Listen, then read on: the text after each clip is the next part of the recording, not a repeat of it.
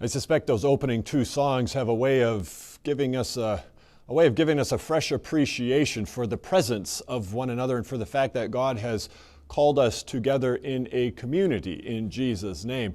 There's a couple of realities that get named in those opening songs. The one is what God has already done and has promised yet to do, and that gladdens us and gives us hope for the future. And yet there's the fact that there are things now that are troubling and worrisome and almost serve as counter evidence to what God has done and what God has promised yet to do, to God's ability to do that which He has promised. Counter evidences like hostilities, sickness, death, growing divisions that seem to impress upon us that what we take hold of in faith, it's not worth holding on to because these counter realities are going to prevail. On our own, we might lose heart a little bit more easily. We feel isolated. We're not sure if we can hold on to that which God has revealed in faith. And yet, as we gather together in community, the Spirit works among us collectively, strengthens us together, and we give thanks for that.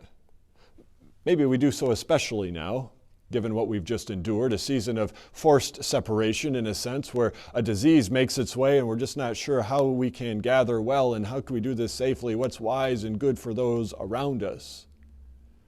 But we've begun to gather again, smaller groups, some a little bit bigger groups, and we recognize again the gift of being together in community. Dietrich Bonhoeffer once reminded us that we shouldn't take that gift for granted. We can probably appreciate his counsel now a little bit better. Maybe we take it for granted a little bit if we're in a regular routine and we're healthy and we can make our way here and there, that we're going to gather together. That's just what happens. We become accustomed to it. And maybe sometimes the becoming accustomed to it makes us a little bit less appreciative of it because all of us bring with us our faults, our ongoing sin. Maybe there's something that's bothersome to us and we're not really thinking about it, but it affects the way that we interact with one another. We can become, maybe a little burdensome to each other. And maybe it's harder to appreciate in those cases the gift of being together. And yet we recognize that circumstances change and that we can't be together. And then maybe we long to be together again, and we can appreciate Bonhoeffer saying, don't take that for granted. What a gift to be together. Because we're striving to live by faith and not by sight. So we're grateful for the opportunities God gives us to be together, to worship, to grow in His Word, through His Spirit as we commune with one another.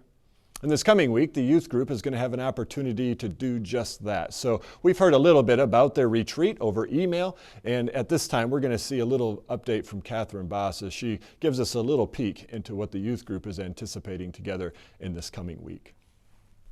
Hi, we're just going to give a quick update on the youth group. Our mission trip to Tennessee was canceled, so we're going to take this opportunity to take the kids up north to Boyne City. We're going to work on a Bible study that is going to be titled Frequency. And a short overview of that would be basically in a world full of noise and distraction, we're going to have the kids think about how we can tune into what God is saying to us. Also, we plan on doing some fun activities, exploring creation, the beautiful northern Michigan, scenery, maybe some tubing and swimming, spending time together, maybe getting a little sleep. So thank you all for your support, prayers, donations, and everything to get this opportunity ready for our kids.